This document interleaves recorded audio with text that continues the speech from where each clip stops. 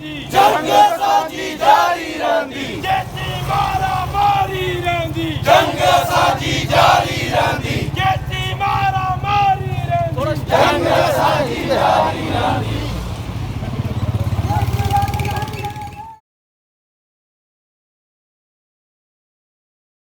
अगर सहाबी को सिर्फ इस बात पे मार दिया जाए कि वो सिर्फ समाज में होने वाले जुर्म पे एक जायज आवाज उठाता है तो उसको मार दिया जाता है, शहीद कर दिया जाता है। हम सब लोग इसको शहीद कह रहे हैं, ये कत्ल है, इसकी कातिल ये पीर होगा ये भी है, लेकिन रियासत कातिल है। इस रियासत की ये डायन है, इस डायन रियासत ने इन शहरियों को रेगुलरली वो खा रही है। इस शहर को, इस सूबे को इन्होंने जहन्नुम बना रहे हैं। मैं मेहनतकशों की तरफ से हम इस सारी जद्दोजहद में हम साथ हैं। हम पीपल्स पार्टी की हुकूमत से, चीफ जस्टिस से हम ये कहते हैं कि इसके ऊपर एक्शन ले।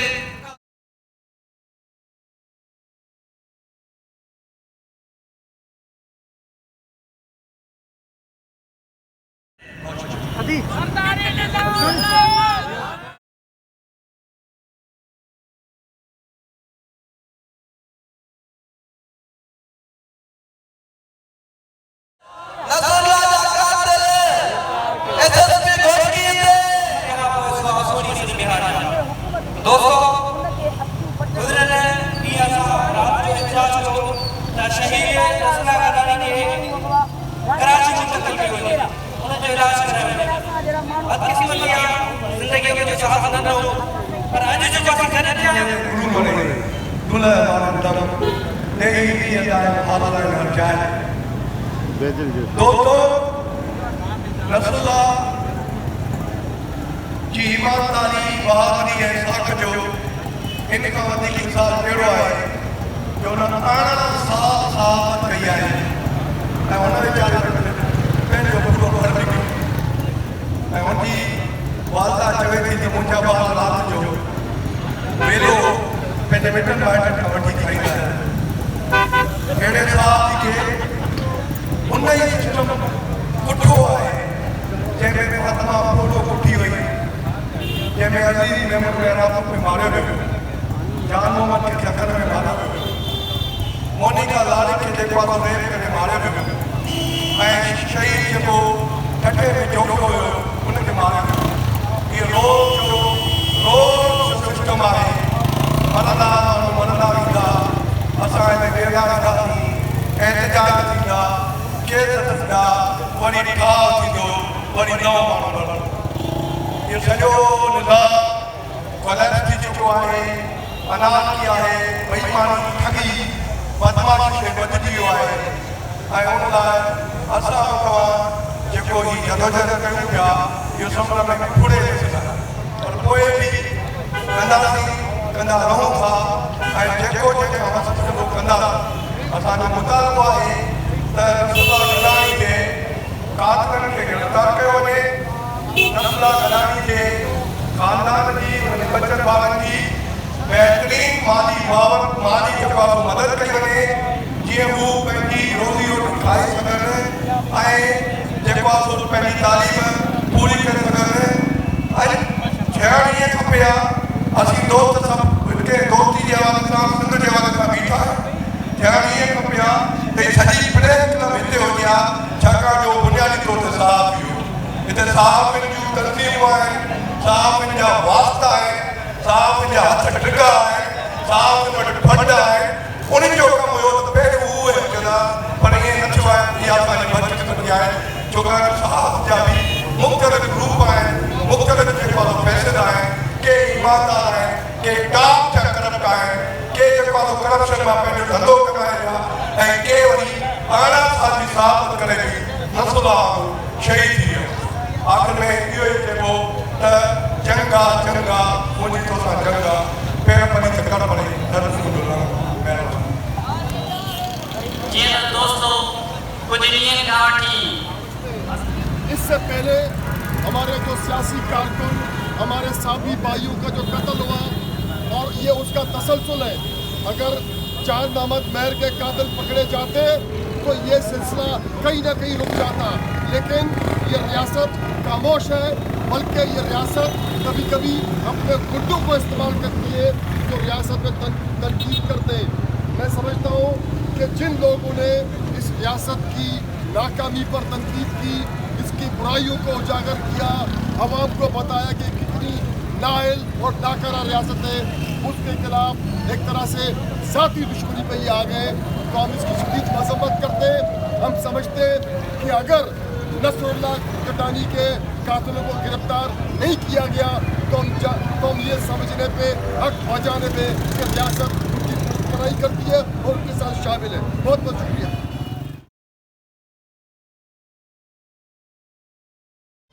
ही बांग्लादेश का वधीक हिते सूरत हाल करे चुका आहिनि। बांग्लादेश में दानिश्वर मारींदा हुआ, जेको किताब लिखंदो हो मारींदा हुआ। हींअर ही छा था कनि त जेको ॻाल्हाईंदो उनखे खणो। ही असांजो असां शहीद चओ कुझु बि चओ, पर असांखे फ़ख़ुरु आहे त जंहिंजे वटीअ में खाइण वारा ॿार उहे ईअं ललकारे थो। ही को लिफ़ाफ़ी साफ़ी न हो, ही कंहिंजी दलाली कंदड़ बि न हो। ही सिंध जो बच्चो जेको पंहिंजो साह ॾेई वियो पर कंहिंजी दलाली न कई। ॿी ॻाल्हि आहे, ही हुकूमत कंहिंजी आहे, सिंध में कंहिंजी असां चवंदा हुआसीं कंहिं ॿिए जी हुकूमत हुजे हा, मुशरफ जी हुकूमत हुजे हा, कंहिं ज़िया जी हुकूमत हुजे हा। अड़े चओ था त सिंध हुकूमत सिंधियुनि जी आहे। लानत आहे अहिड़ी हुकूमत ते, लानत आहे तव्हांजी हुकूमत ते। तव्हां असांखे रोड छा कंदासीं, असीं तव्हांजा इहे पापड़ छा कंदासीं, इहे तव्हां जूं नौकरियूं छा कंदासीं जेकॾहिं तव्हां असांजा बच्चा मारींदो। सिंधी असेंबलीअ में वॾेरो वेठो आहे, सिंधी असेंबलीअ में धोधार वेठो आहे। ही सॼा जेके पीर मीर सरदार पीर असां जूं मासूम 6 सालनि जूं बच्चा उहे उन रेप था कनि। वॾेरा असांजा ॿार मारनि था। केसि ताईं तव्हां ईअं कंदो? ही का सिंधियुनि जी हुकूमत न आहे, ही सिंधी हुकूमत आहे ई कोन। हुकूमत जी ज़िम्मेदार आहे। ही जेको बि क़त्ल थिए थो इन जी FIR CM मुराद ते थियणु घुरिजे, पर कंहिंमें दिलि आहे? केरु ॻाल्हाईंदो? अदालतूं बि असांखे ख़बर आहिनि, असांखे जजनि जी बि ख़बर आहे, असांखे अदालतुनि जी बि ख़बर आहे, असांखे जजनि जी बि ख़बर आहे। तव्हां छा कंदो? रुगो चर्चनि जा केस आहिनि, बाक़ी सिंधी खणो, सिंधी मारियो, जेको सच ॻाल्हाए मारियो। भोतार मए फुट त छा तव्हां त टके जा आहियो। जेकॾहिं तव्हांखे हुकूमत सुभाणे किन घुरिजी वञे त असां सिंधी हींअर बि का बि ही मुतालबा पूरा 70 साल करे चुका आहियो। ही सभु ॻाल्हियूं करे चुका आहियो। 70 सालनि खां तव्हां मुतालबा करे चुका आहियूं।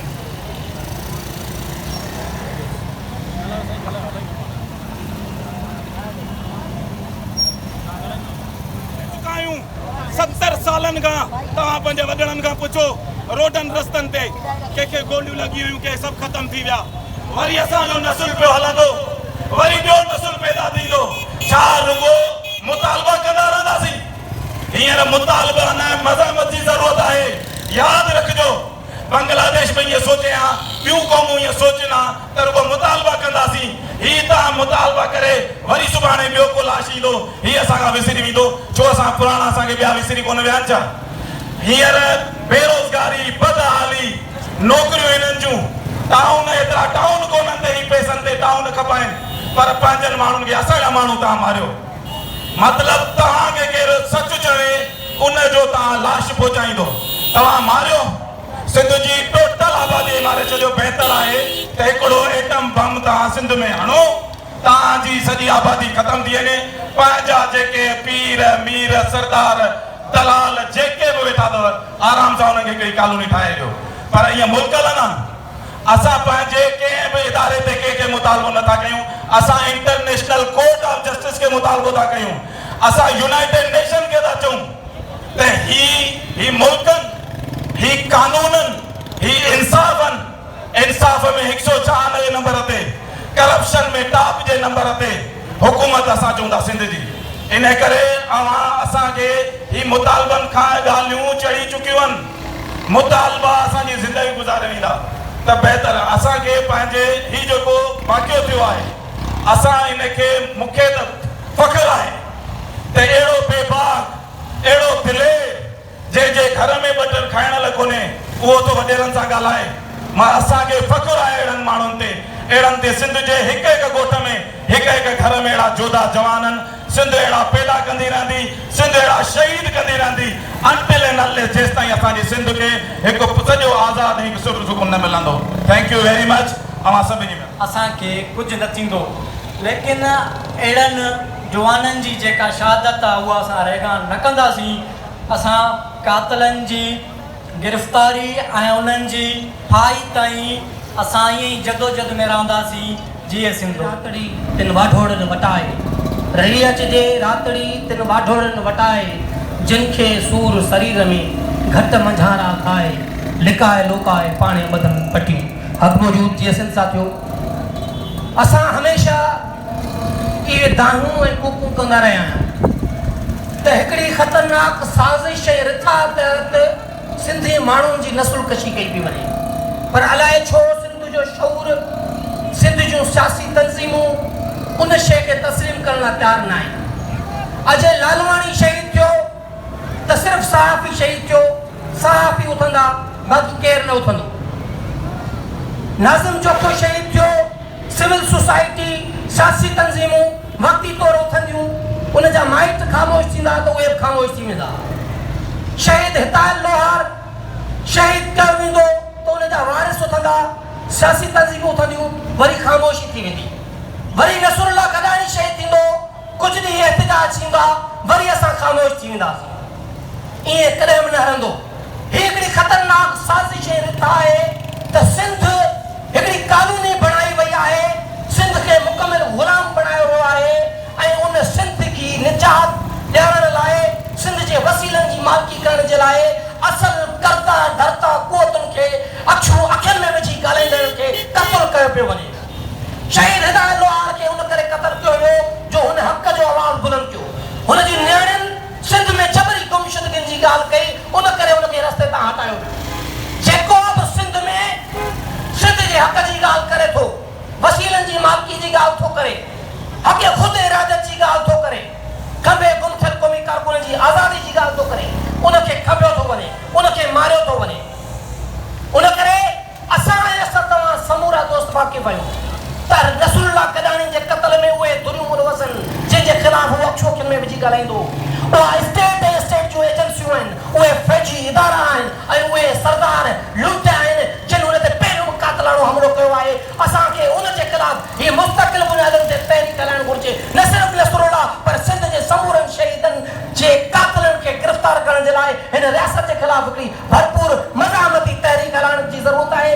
जेकॾहिं ईअं असां न कयोसीं त सुभाणे यकीन ॼाणो त सुभाणे ही मूंखे मारींदा, ही तव्हांखे मारींदा, हर उन आवाज़ खे क़त्ल कंदा जेको आवाज़ हिन धरतीअ जो आवाज़ बणिबो, हिन क़ौम जो ऐं क़ौम जे मज़लूम तबक़नि जो आवाज़ बणिबो। ही उन आवाज़ खे घुटे, उनखे तबाह कंदा, उनखे मारींदा ऐं क़त्ल कंदा रहंदा। उन करे तव्हां जेके बाशऊर फ़र्द आहियो, सियासी तंज़ीमूं आहियो, आऊं तव्हांखे अपील थो कयां, ही सिंध जे आॾो असां केस था रखूं त सिंध जा माण्हू उथो ऐं हिन बरबरीअत ऐं ज़ुल्म जे ख़िलाफ़ आवाज़ ॾियो ऐं जस्टिस ऑफ इंटरनेशनल कोर्ट खे, इंटरनेशनल ह्यूमन राइट्स ऑर्गेनाइज़ेशन खे अपील था कयूं त पाकिस्तान रियासत ते दबाव विझो वञे त ही जेको सहाफ़ियुनि जो सियासी कारकुननि जो क़त्ल कयो थो वञे, जबरी गुमशुदगियूं कयूं थी वञनि, उन्हनि खे बंदि कयो वञे ऐं सिंध जी मज़लूम क़ौम खे निजात। और एक बात याद रहनी चाहिए कि जिस बेदर्दी से सिंध में सहाफ़ियों को कत्ल किया जा रहा है, उन पर झूठे मुकदमात, उन पर कातलाना हमले, उनको झूठे मुकदमात में जेलों में डालना, ये मामला खत्म नहीं हुआ। एक बहुत बड़ी तहरीक जन्म लेगी। इस वक्त सारे सिंध के सहाफ़ियों पे बहुत गुस्सा है, उनका एक ही मुतालबा है कि शहीद